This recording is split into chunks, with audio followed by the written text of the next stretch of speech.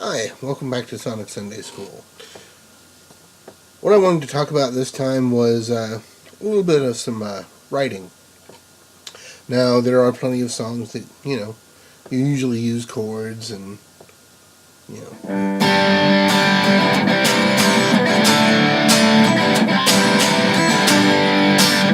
But, as shown in the little riff I played in the intro, you can use single note lines, and a lot of songs do.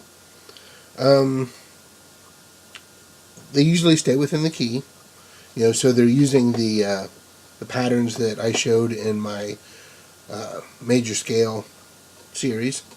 So if you know those, a lot of times you can find the next note in a riff if you just know, what the notes are.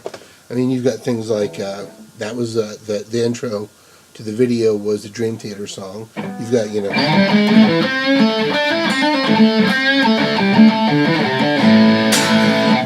of course, the riff ends on a chord, but it's single notes, through the majority of it. A lot of my songs, I'm not sure which intro I'm going to use, but, that's one of the intros to Sonic Sunday School, and that's all single note stuff. I'm not really talking so much about like actually outlining a chord with single notes, but literally, take Master of Puppets.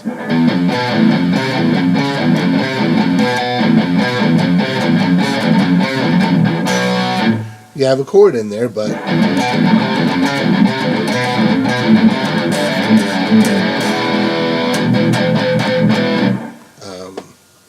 you've got,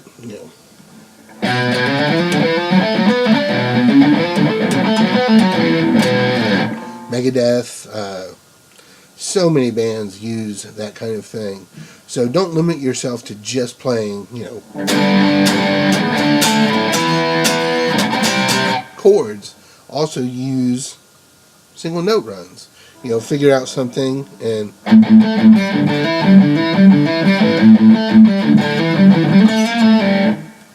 whatever. But be creative. That's how we get so many good new songs that don't sound just like everything else. There are a lot of songs that you may not have even thought, you don't think about it, but there are a lot of riffs that are just single note. A lot of the bands in the 80s, like the hair metal bands, whatever you want to call them now, used a lot of those kind of things. Like, here's a Rat song.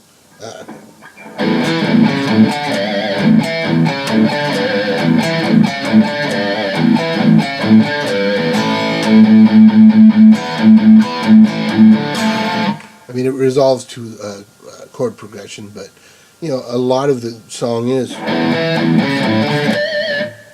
single note stuff. Nuno from Extreme used this a lot with,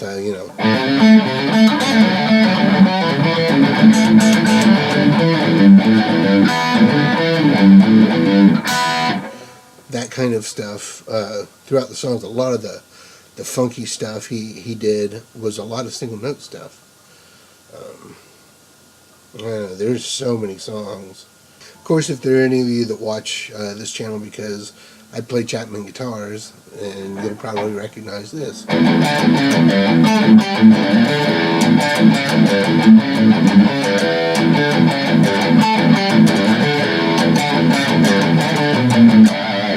Also, just a single note riff.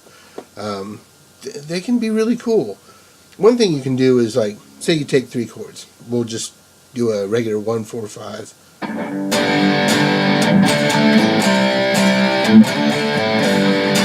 Actually, technically 1, 5, 4. But anyway, sorry, had to cough. you can take and either, since those are all in, we'll say, the key of G, you can take the notes from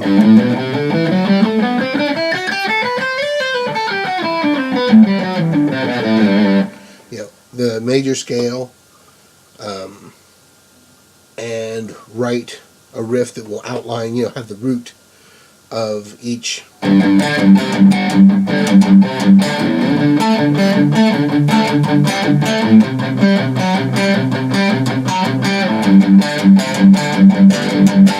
Or you can change it with each chord and have it,